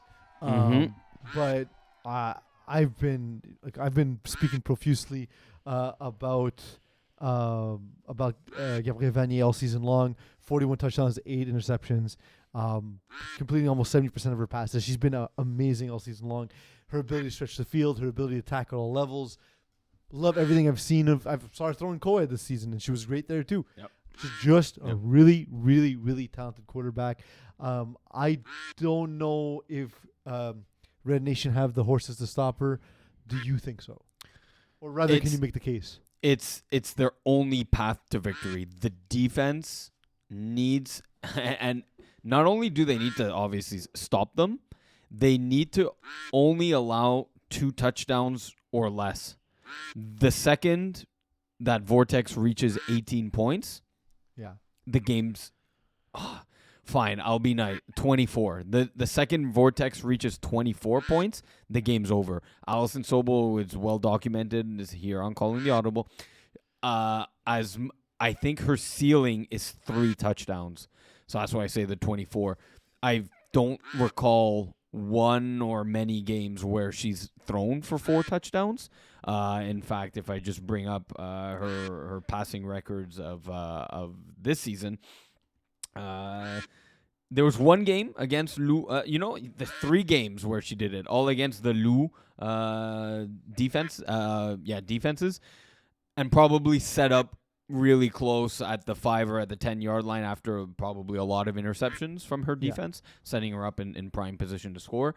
But look, against Vortex, 1 TD. Against Brut, 0. Brut, 0. And against Vortex, 1. We see, Alison Sobel only completing 47% of her passes. Like, that's always going to be the issue. Yeah. That said, you see the defense of Red Nation, anchored obviously by Rachel Valliere, but Lamis Aljundi, obviously a really good defender in her own right. Geraldine Caballo-Bante, and also perhaps the off-season acquisition of the year for any women's team is Kay Allen Beckles going to Red Nation. I think she'll have a huge impact in this game if they're going to have a chance to win. Yeah. Yes. Goddamn Ocon. That red duck. He's a spiker. Punk duck. Duck Hunt Eagle was the name of the game. No, he's a punk. Oh, I heard Hunt Duck. I was like, nope, that wasn't what it was called. The next game is between Louvre and Lou Denard. We were there for the first time these teams met. Yeah. It was hype AF, dude. It was awesome. I can't imagine this playoff game. Oh my god, the energy inside the Montreal is going to be insane. If it wasn't so late, I'd walk there after work and watch it. But I'm not. I'm sorry. Ladies, I will not be there for your 10 o'clock game on a Monday night. Yeah, 10-10. 10-10. Yeah. But I'm excited to hear about it. I'm excited to see any of the footage that's captured because, honestly, some of the most fun I've had watching FPF all season long was the first time these two teams faced off. We'll start first with Louvre Denard. To you, what is their path to victory? You said Louvre? Louvre. Yes. Yeah. Look, I think their offense is slightly better than the Lou Zunal. They threw 38 interceptions this season. Combined the teams? Or No, Louvre. They threw 9 touchdowns, 38 interceptions. Now, obviously, a lot of them came against Brut and Vortex, and it didn't come in the games they played against each other. most specifically, they just played Brut and got smacked 60-6. Yeah. So maybe honestly, protect the ball, right, and force the other team to start from their own 5 rather than turning it over in your own zone. But go ahead. Yeah, I just think though that given their 38 touchdowns or 38 interceptions, that their offense in Melissa and Xavier and Nour Sassi. Nour Sassi is a star in the making. Yeah. So, like, there's no player, even with 200 or 300 yards on the Loup now. The 2 players I mentioned, Melissa and Noor, those are 2 players that in their own right had 279 and 301 receiving yards. So not only can they just move the chain at least past half field, they have the ability to take it all the way to the house for 6 points, where I don't see that same type of explosiveness from the Loup. But there's more safety on the side of the Loup.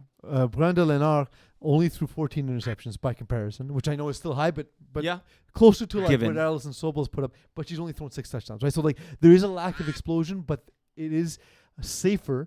So can they get defensive stops? Can they get interceptions perhaps by Laetitia Nialou or Yvel Kernzian? To me, it's no. It's that the explosiveness, 1 or 2 explosive plays that Louvre can get, they'll take advantage of and win, let's call it 18-12 or 6. Right. But we're not doing predictions yet. 18-12. Right. Thanks. I won? Mocon. God damn it. But we're not doing predictions here. 18-6. I hate it when you get to be the me of the show and I have to be the Mo. Yes. I don't like this role at all. Well, you're a duck winner. I am. You're duck. Well, no, wait. You have a duck. Is it Alexi's duckless at the moment? Right. Alexi is duckless at the moment. Correct. Yes. Keep up, Iggy. Yeah. It sounds like that was going somewhere else. No, just duckless. We are moving to tier 3, where let's look at the breakdown for tier 3. First of all, it's like co-ed, one of the tiers with the most teams in it. Yeah, by the way, if you run your way through the lower bracket, my God, you have a lot of games on your schedule, right? Like, this is a very intense breakdown and everything. Yeah. Tier 3 and co-ed are the longest paths for the single elimination teams. So, again, nothing super special around this one at this point in time. Let me just move you guys out of the way here. Is game 18 also a wrong color? Game 18. Yes, that's also the wrong color. Yeah. That's a single elimination. The one time I don't check the colors, this was operated entirely outside of my jurisdiction. Yes. This is done directly through Rob, so classic. On behalf of Duke, the graphic designer, he always says the content is not his responsibility. It's the people providing the content who have to check the content. Fair. Although so the only games that really matter are games 16, 17, and 18. So whoever wins 16 and 17 plays immediately afterwards for game number 18 at Laval. All the other ones are on pretty much separate days, so you should be okay. Yeah. So in this one, just the thing to point out, the double elimination teams have kind of like a bye week almost. Not that they get a bye to the next round, but they're just not playing till November 20th. Whereas the single elimination teams do play on Monday night in Saint Laurent. So those are the matchups where do you want to break down both or just the November 14th ones? No, we're going to do just the ones that are coming up this weekend because we have a whole week to do the other ones. Yeah, exactly. So we'll do just I put all the games, I believe, on the script, but we'll just do the ones. Yes. Yes. I don't know why, but there's like the picture of the kangaroos is stuck on the script.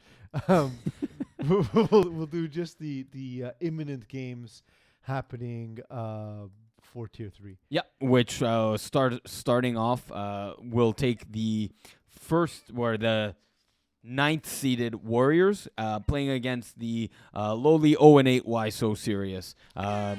Is there a worse matchup for Why So Serious? Warriors have speed, they have cohesion, they have athleticism, they've played together for a long time. Who would have been a better matchup? Sulefes? Lalimo 17-years-olds? Lockdown? Maybe one of those, like a team where they're just less explosive. Lockdown's defense would have given them difficulty though. But generally, I think a team where they don't have to run up and down the field with a bunch of young guys. Yeah. And even like Lalimo's put up 50 against them in a similar setting, right? Like Voodoo, for example, a little closer. Ravens haven't been that explosive. Like the game teams like that, I think could have been a little bit closer. I worry about this game. I worry about this getting out of hand. Yeah. We haven't seen Frank Colatrella take the steps he's need to as a quarterback. That's been that's been the case all season long. 16 touchdowns, 25 interceptions. That's a lot. Ouch. That's a lot. Offensively, like we know a lot of what their offense has in Kareem Anthony-Chilcott, right? Like, we know how good he can be. I just think that the offense really hasn't developed beyond that. Josh Curry's been fine. And I expected a guy like Matthew Chadwick to shine more in this offense. And, he hasn't. Lucien Pierre only played 3 games as well. So in and out, yeah. A lot of even Robert Dielsey. Robert Dielsey's been in this team forever. And just not providing the kind of offensive boost that we want to see. And defensively, 1 interception all season long. That you need to get a turnover against Warriors. They are going to score on 90% of their possessions. In this case, 6 TDs or 7 TDs. You need to bring that number down to 4 for Warrior scoring, and the only way you can do that, again, it's not through getting stops or interceptions. It's by chewing the clock. Yeah. It's by staying. Frank Colatrella has to play a disciplined, slow game. He cannot try to be the gunslinger that he wants to be. He needs to check down the ball. He needs to be conservative and protect that ball. If he gives the ball to the Warriors defense, this game's over. Benji Ziegler, 20 touchdowns this season, dwarfing awesome seasons by Adam Rubinovich and Adam Liebling on his own team. Yeah. So, we know what goddamn Mo Khan, man. This guy, he's a ringer in the Duck games. Like, because you often don't say why you're saying Mo Khan's name, so for the listening audience, it must be very confusing. Well, you're punctuating the game. It comes in close proximity to the buzzer, so... Yeah. We're talking about ducks. Whenever you don't know what we're talking about, the answer is ducks. In my defense. Lalimo's 17-year-olds are facing off against Ravens. So, I don't understand. No. Every time I've seen them play, they've been awful. Yeah. I don't understand. And then You're talking about Lalimos. Yeah. Lalimos. Every time I know they're good. I like them when they were Why So Bats or Big Fat Bats. Why So Bats? Wait, great name. But like we know the Zapatelli brothers. I thought Joe Morghese was going to be a great piece for them, but he didn't play a single game. AJ Zapatelli running up and down the field, 16 touchdowns. But I caught them against Ed Rouge, for example. I caught them another time at Saint Laurent. They got manhandled by trap stars. Like I don't understand. And now they play Ravens, who are this big, physical, slow-moving, methodical team. Yeah. I wonder if this is a bad matchup for them.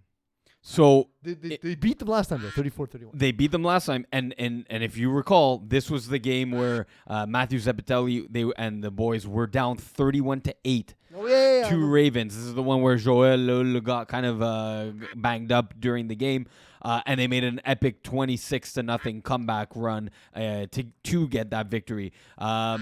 It didn't necessarily spark them later down the road as they lost the next 4 games. But I think it turned a corner in their minds, at least, that they are capable of playing with the big boys. And like you said, Ravens are a big body team. They're not easy to get the ball around.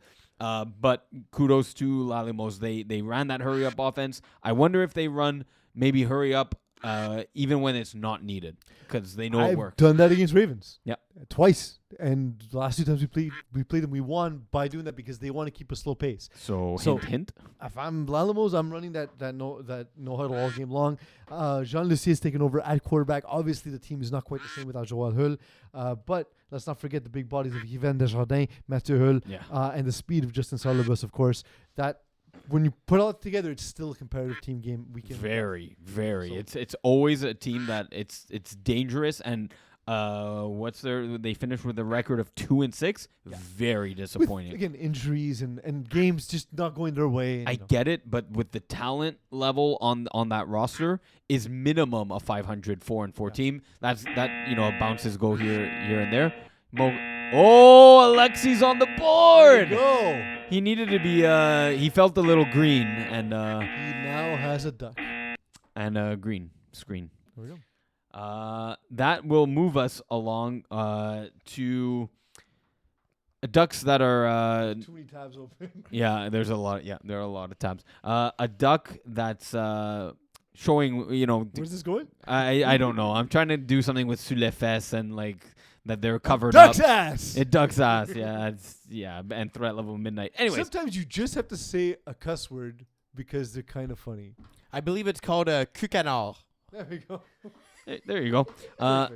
So Le Cul Canard playing Threat Level Midnight.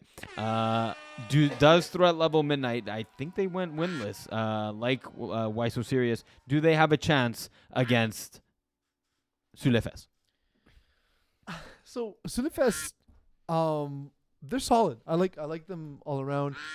They're bizarrely weak on defense. I thought they'd be stronger. Yeah. But the offense is on pace. Francis Del Rocher, you can see why they kept trying to sneak him into Division 6 last year. Yeah. He's a good quarterback. He's really good on the run. He stayed above that 3-1 touchdown interception mark that we always look for. Vincent Benjamin and Jeremy Gauthier and Loic Savoie-Seguin is a really good core for this division. Gauthier is not playoff eligible though. He just put up crazy numbers in 2 games. Because he's ridiculous. Because he's crazy. But still, like the team has pieces all around.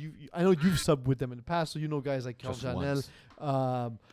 These guys across the roster are guys who can make an impact. Even though obviously there's a funnel when it comes to them on offense, because when you have Vincent Benjamin on a team, it's criminal not to use him. The dude is awesome. They do. I'm saying, like, obviously the offense runs through him, so like everyone else is stuck in the scraps, right? Right. On the other side, Threat Level Midnight, they're always better. Like, just the way we think Sur les fesses will be better than they are. Threat Level Midnight's always a little better than we expect them to be, right? They're always more competitive. This season wasn't the case. Okay, I'm like, where they went 0-8. Where are you going with this? Would you be surprised with them winning a playoff game? Against Sur les fesses, it would be a little surprising. If it was against, say, but like they just went toe to toe with Arush, right? Like last week. Fair. And they went toe to toe with Killer Rays early in the season. The key here Julien Proulx is playoff eligible. Yeah. He's a difference maker. He's a difference maker, absolutely. Yeah. So that's their edge. They probably caught Arush a little off guard, especially with covering Julien Proulx and even Julien Proulx on defense. This one too is a game, the playoff game, that is where Threat Level Midnight needs to slow the hell out of this game and turn it into four touchdown game. I know it's not a Matthew Domo throwing season, but I think they're better with Domo as quarterback. Yes, they just that too. Yeah, I won, baby. There we go. Woo! It's that purple duck. Gotta go. Team Purple. Iggy P. Lockdown Bandits. I told Eagle before this started, I actually don't hate the matchup. I would have hated it at the beginning of the year. Yeah. Now I'm okay with it. But man, Bandits is like another Ravens where, again, what was their record? 2-5-1. Like underachieving. For sure. Oh, frustrating. I love this team. I love the personnel on it, the talent. Oh man, 2-5-1 is so deceiving. The deception. What's the word? Disappointing. No, not deceiving. Disappointing. Yeah, disappointing. Look, Lockdown. They have their limitations. You saw that when you played them. Mm-hmm. The limitations in their defense is they're gonna run what they can run, and if you can exploit that, go for it. And I don't know if Bandits are that team this season. I don't know if they're disciplined enough to continuously run their concepts. I can see them making a mistake early and falling apart. I can see Emil Scaff throwing interceptions as he's done all season long. Yeah. Emil Scaff was lightning in a bottle his first season FPF, and now he's come down back to earth. Sort of, when you hear fantasy podcasts talk about regression to the mean, Emil Scaff has regressed to the mean. Yeah. Fair, really good point. I think he's good. I think he's a good athlete who just needs to learn a little bit more.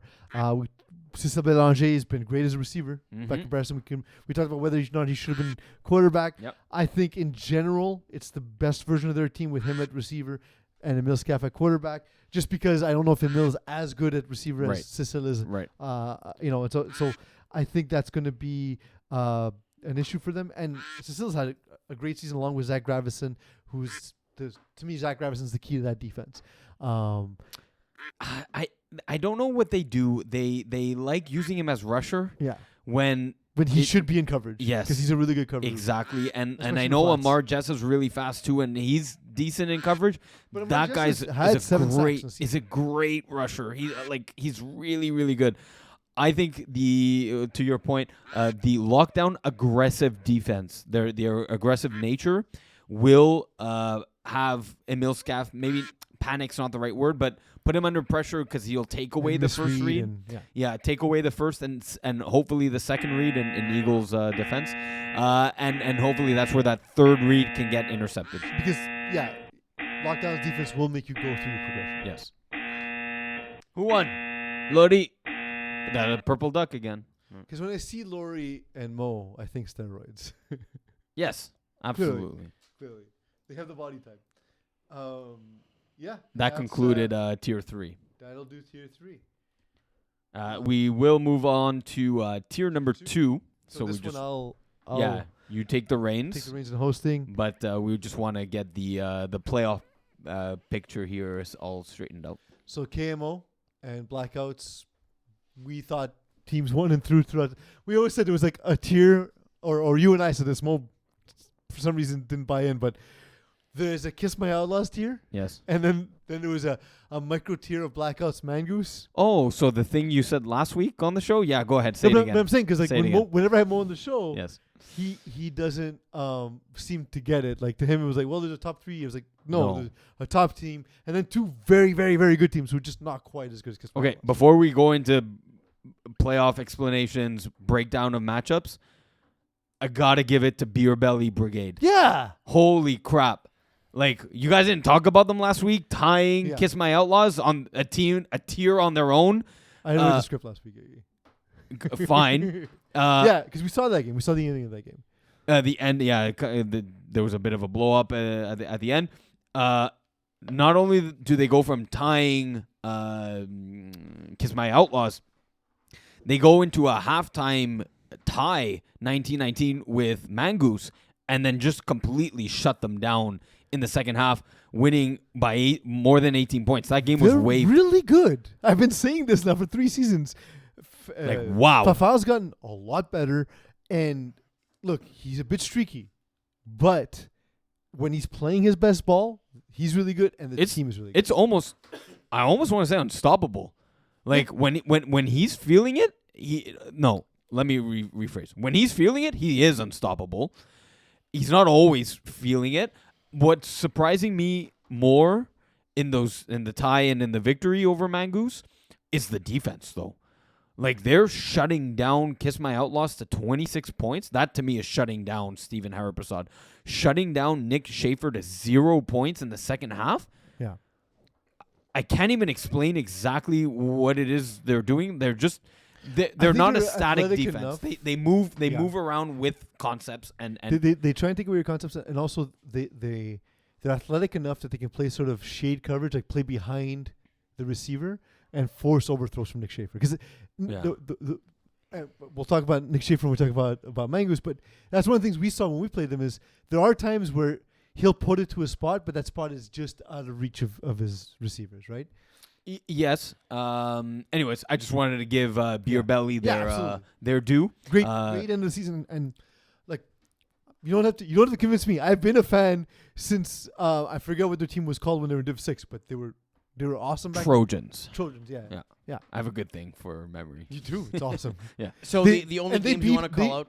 The only games we want to call out here is 10, 11, and 12. So if you win game 10 or win game 11, you play an hour later, essentially, for game 12. Those are the only ones that are on the same night. The other ones, you're going to have time to reset. Yeah. And an annoying gap between two games, which is the worst. An annoying gap. Oh, the you 1 have hour? Like an hour in between. I hate that.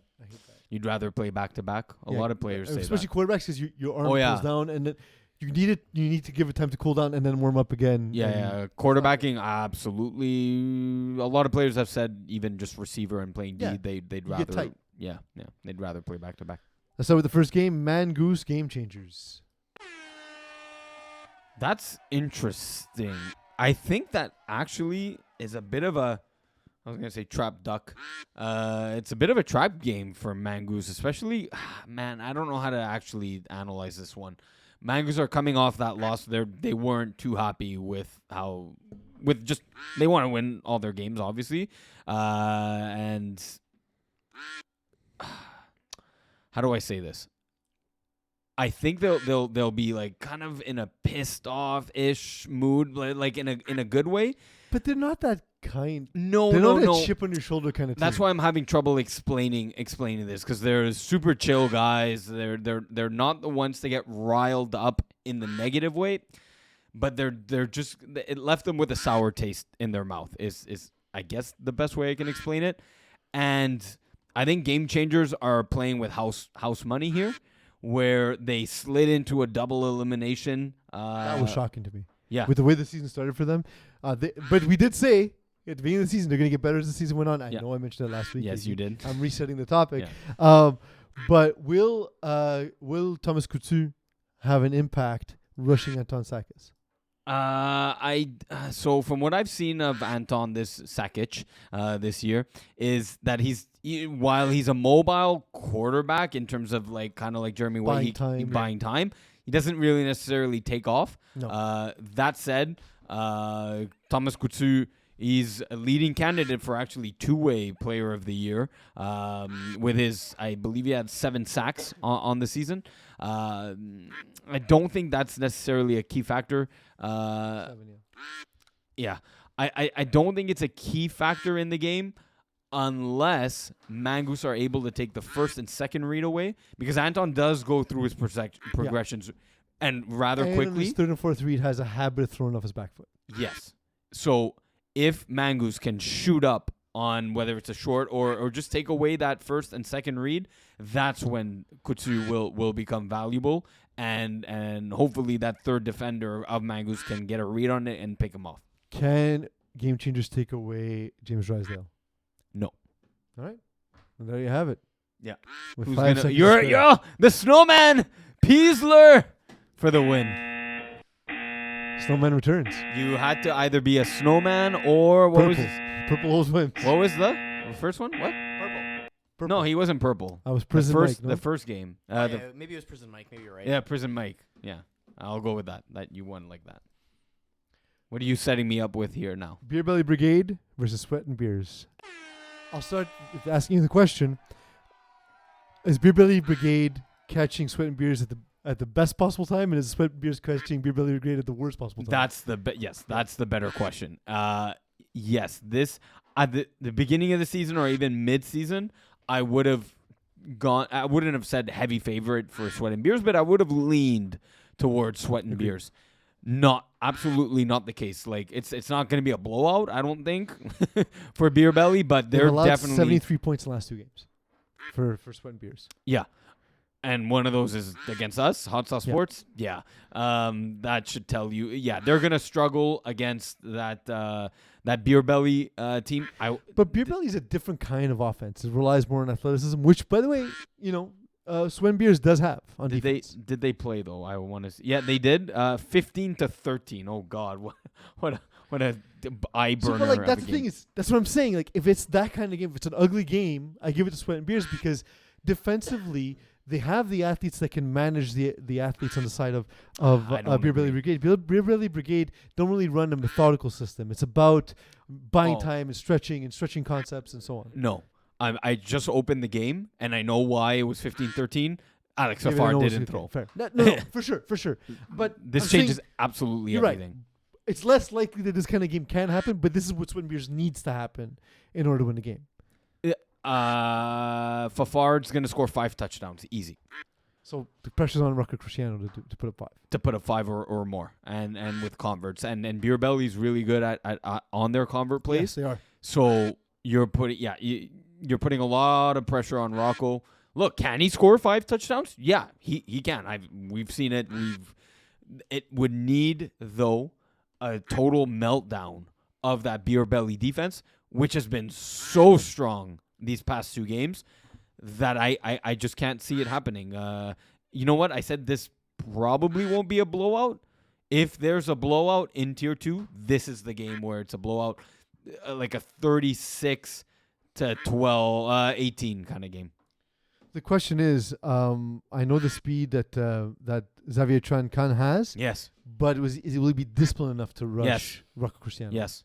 Okay, because he takes very aggressive angles. So look, if he gets beat once or twice, he will have to adjust. But he does adjust. Yeah. He does adjust. I'll give him that. Yes, I won as purple. See? Yeah, that's the cheat code. I'm coming up here. I got a few wins. Centaurs versus Hot Sauce Sports. Eagle? I mean, I'm not going to say anything. I'm kidding. I'm just going to make fun of the fact that Alexi's the dinosaur. So we played them game 1. We were completely out of sorts. I don't think this is the worst matchup for Hot Sauce Sports personally. But look, there's no good matchup for Hot Sauce Sports clearly. As we finished last, and Centaurs are a solid team. Yep. I thought you were gonna keep going. No, I was setting you up to say stuff. It's most awkward for me because I'm the quarterback, so it's harder for me to talk about it. So, from a defensive perspective, a Centaur's defensive perspective, you're gonna have to catch them cheating, because they are an aggressive and they're good at it. They're very aggressive at taking away certain things. So you're gonna need to look. I'm giving away the game plan, but you're gonna have to. They know, but two teams who know each other very well. You'll have to move their defense with your eyes, a lot. Because you will catch them, you'll catch them moving along with your eyes. So you'll need to do that. The Hot Sauce defense stopping the Centaur offense. I think if we can give you 2 stops, that's a win in the books. So which if there's 8 possessions, you'll have to score 6 touchdowns. These Hot Sauce Sports versus Centaur, it's a battle at all this time, basically. Yeah. Now, it's a little different with Jason Rossi throwing, obviously. Yeah. That said, the defense is the defense. Like, they have better athletes than they have in the past, but their concept is their concepts, and they run the defense that they've typically run. It's not particularly different from what I've seen in the past. Yeah. The difference is they have better players across the board executing it, right? Like Vincent Benjamin, great addition. Yeah. Yvan Desjardins, huge addition as well. Yeah. We haven't asked this question yet. There's 20 seconds or so to talk about it. Do you think the onside kick plays a big role in this game in particular? I hope not, because I've been less successful at it than I thought I'd be. Right. So, but just in general, then, not just you. As a game script of a team pulling away by using it? I think both of us know it'll be a closer game than anticipated. So yes. I think both teams know it'll be a close game, and so both teams are planning for an onside kick. You won in purple. Purple seemed and I won during the hot sauce game, so okay. There we go. Let's see. Hot sauce by 50. There's one more game to talk about here. We got Team Ethnic, the Benoit Lawler-led Team Ethnic, going up against a team in Friends Without Danny who have kind of turned things around. I believe they started 0-4, 0-5, got a couple wins later in the season. Your smug face seems to suggest that you don't like the matchup. So Team Ethnic beat them handily last time, 41-6. What week was that? 3 weeks ago. So week 3 weeks ago? I don't know about the bye because I opened the page already. It was week 3 weeks ago. Week 6, October 23rd. It's almost a month ago. Yeah, I was 39 back then. It was a whole decade ago for me. So Are you going to tell us about how your hair has transformed? No. Don't go through that. We only have 2 minutes. My guy, we have time. Yes. Come on, focus on the game. Yes. Jared Buck was terrible that game. I don't think that happens again. Jared Buck has gotten better throughout the season. Yep. He's a great deep ball thrower. Mm-hmm. And Team Ethnic are terrible deep ball defenders. So I don't know why this game got out of hand the way it did. Mm-hmm. But I expect this game, give me the over. Give me the over. It's not going to be a blowout this time around. I expect 80 points on the board. Total. 40-40? So like a 40, tie? 43-41, 44-38. I thought you were going to suggest this is a 40-40 going to overtime kind of game. Sure. I can see it because I think both teams will score at ease because I think now Jared Buck will know how to attack them. What he does well, Team Ethnic doesn't defend well. Yes. So Yeah. I don't know why this happened the way it did. Yeah. I don't understand. They had Max Vera. They had Chad Buck. They had enough Eric to beat, and they Deschambault. didn't. I'm very confused. If they can, and I believe they can, if they can squeeze, or maybe that's why they got Max Vera, Justin Santillo in there, which I'm going to check right now if he's playoff eligible. Santillo, 5 games. So if they can squeeze all of those players into it, I think, like you're saying, a lot closer of a contest, and one that I'm not giving them the favorite. I'm giving the edge to Team Ethnic, but it's very close. And you know what? If I had to pick a game that goes to overtime, it's this one. Yeah, it's not a game that's going to look like the last time they played. Absolutely not. Who's more likely to throw 2 interceptions in this game? Is it Benoit Lawler or is it Neither. Jared Buck? Neither. There was 6 combined interceptions last time. I'd be surprised to see 2 combined interceptions this time. But my question was, who's more likely to throw 2 interceptions? Buck. I'll go Lawler. I mean, but it's flip a coin. I don't think that's an easy question to answer, and I don't think in this game, I don't think the defense will factor to the game at all. Yeah, I agree. Just sit down and let these offenses work. Yeah. That's what I want to see.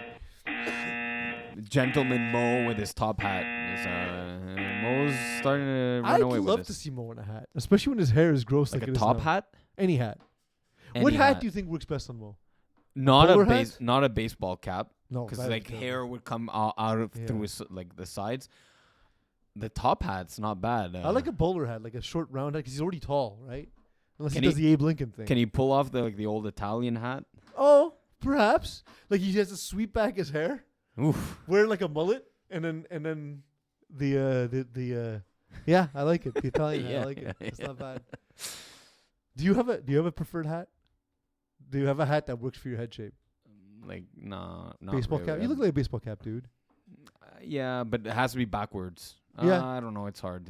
I'm not beanie maybe like the one I'm wearing. I don't know. I'm not too much of a beret? hat guy. No. I can't see. I'm like, wait, no. Who won that? Mo won it with the Mo top won hat. that one, Yes, yeah. the top Eagle. hat. At this point in time, what I'd like to do... I'm on hats now. I can't be distracted. Eagle, do you have a hat that works for you? A hat that works for me? I mean, I like a pointy wizard hat. It's kind of my go-to. Oh, you wore a wizard costume. Yes. 1 year. It looked really good, actually. Thank you. Yeah, you look good with like a dunce cap. Yeah, I It can works. It works I can well. try and find it. He can wear the Italian old hat too. But I don't know if it works for short people, which is weird because Italians wear it. But at my wedding, I for a while wore a big Colombian sombrero. That was fun. They have a traditional. I hat. don't remember that actually. How? I How don't do know. you I just remember that? I don't remember that. Yeah, well, you were my liver, so it's not shocking. You know what? That also makes a lot of sense. Oh, there we go. I found it. There, see? Yeah. Not bad. Yeah. You look magical. You remind me of you guys watch Midsummer? I started watching it. It's actually really good. But I fell asleep because I'm old. Not because it's bad. Eagle? Just because I'm old. I have not watched it. Okay. So It's same dudes who did The Lighthouse, right? Same dudes who did what are you calling? We're calling the winner of our winner of duck the race. Hereditary. Hereditary, that's it. Yeah. Yes. Hereditary also good. Very good. Yeah. Awesome. I'm not like a horror thriller dude either, but it was really good. Oh, that was awesome. Wait, I wonder if Mokan... Moishan. Oh, I hear him. Hey guys, Moist- what's going on? Hey, how's it going, buddy? Hey. Congratulations, All you right, win. man. You were the most valuable duck tonight. Amazing.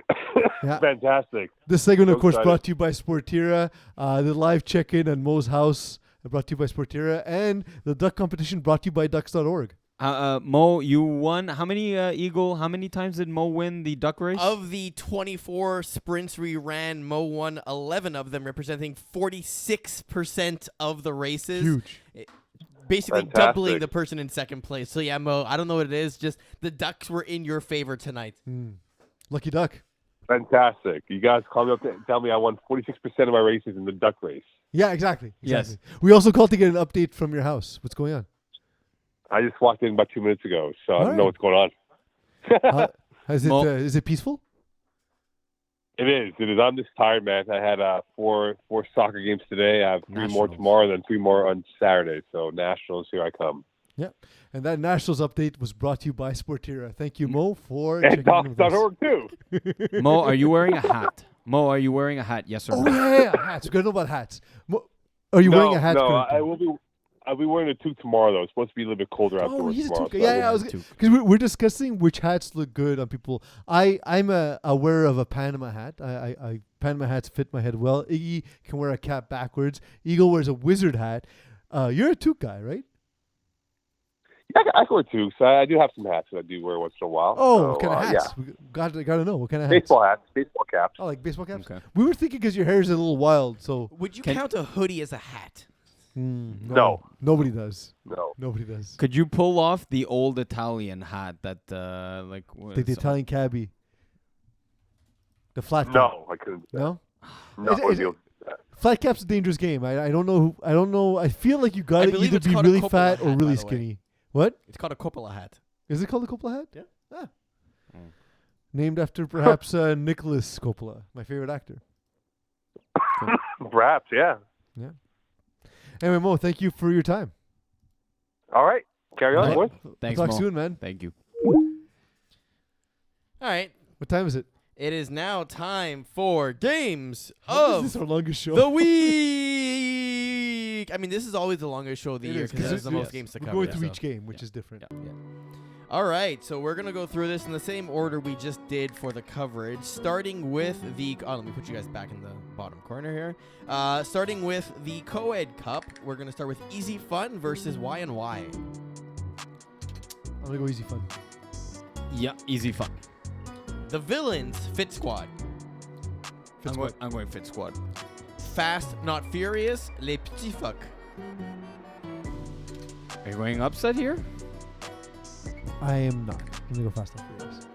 I can't say they're the best roster and then say they're going to lose first round, Iggy. It's close. It's close. It's a terrible draw for them. I'll go Fast Not Furious, but by 1 point victory. Might be overtime. All right, Free Smoke, Bench Warmers. I think bench warmers pull it out. I agree with you. Melting Pots, Sneaky Snakes. Potes. Yeah, I was close to go. I was close to go with Sneaky Snakes. I'll go melt. There's not enough confidence on defense. Melt me. Iced Out, Badgers. Badgers. No, I'll go iced out. Really? Yeah. Wow. Daryl Oh, for the win. that's true. Daryl If he for the rushes, win. though. Yeah, Daryl for the win. All right, La Secte, Les Paquers. That's it. We're going Lesect. The second going to win their first playoff game. Yes, that's true. That happens. Mo keeps saying it's their first win every time they have a first win. They've won like 3 or 4 games. That's the joke. God damn it. First playoff win though. Yeah. It's coming up. This will actually be their first. Yeah. Tier 4, Whip 2.0, Primetime. Prime time. Really? Yeah, upset. with the upset. Ethan Adrian's gonna apply a lot of pressure. Wow. 21 sacks is It's- serious, man. It's possible. It's not out of the question, but I'll go Whip 2.0. It's gonna be a great game. Yeah, Great game. yeah, either way. great game. Yeah. Toon Squad, QB Roulette. Depends. If Do they they go with Kenny respect? Battaglia, you're saying Kenny Battaglia throwing? He's been throwing the back half of the season. Toon Squad. Toon Squad. I love Kenny Battaglia. I feel Yeah, so yeah, bad yeah. every time we Yeah. do this. Red Dragons, The Step Bros. Red Dragons. I want to. Do you want to put stock in that last win against Penetrators by the Step Bros? I'll go Red Dragons. All right, I haven't figured out the matchups here, so we're going to skip the other 2 games, but there's another game immediately afterwards. Again, Tier 4. Stick around for your final games. It'd be funny if they left. Yeah, no, it would not. But it would. I didn't say it'd be good. I said it'd be funny. No, I said it would. Yeah. Tier 1, STL, EZW.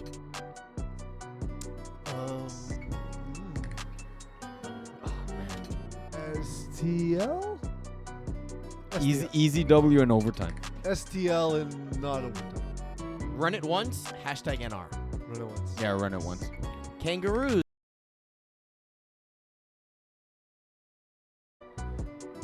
Braves. Good game, though. Yeah, Braves. All right, Game women's. of the week of all the games of the week. That's the one. Yeah. Vortex, Red Nation. I'm going Vortex. Yeah. And Louvre du Nord, Lou du Nord. I'll go Louvre. Give me a loop. Tier 3, Warriors, Why So Serious? Warriors. Lalimo, 17-year-olds, Ravens. Lalamos. Lalimo! Sulefes, Threat Level Midnight. As much as I'd love to sing the song Solefes. Yeah, sur les fesses. If they don't forfeit the game. You know what? By bringing Forfeit. Give me Thread Level Midnight. And Lockdown, Bandits. This is good. This is a good one. Lockdown. Man, I love that Bandit squad. I know you have I gotta. You have a raging Bandits. duck on.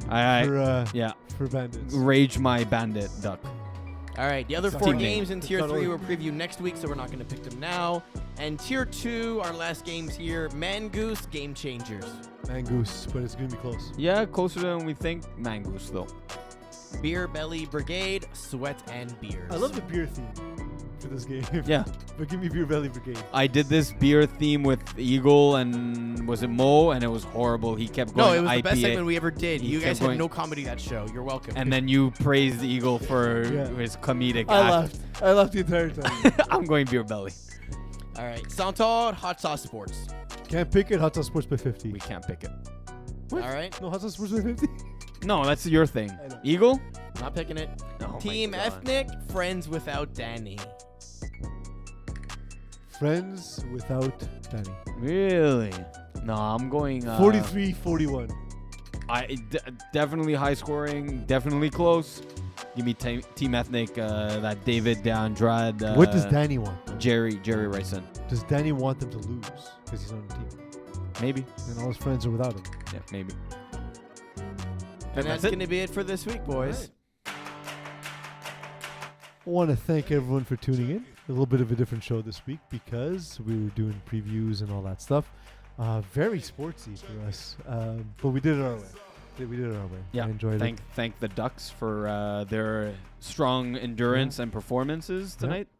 I now have to figure out what we're gonna do next week for our selections because this is pretty awesome. You have a week, and we gotta figure out a different way to do the exact same thing, basically. Yeah. Can we get a final tally of? We know Mo won 11 rounds. Correct. Do we know the results of the second, third place, fourth place? Lori had 5, Iggy had 4, Pease had 3, Alexi had 1. Alexi's got to have Slacking one. off. Yeah, Slacking off. Yeah, Iggy, thank you for joining me tonight. Man. that was awesome. Yeah. It was a good time. Yeah. I want to thank Mo for having us disrupt this night for something completely idiotic. Yep. Remember, winter registration is open.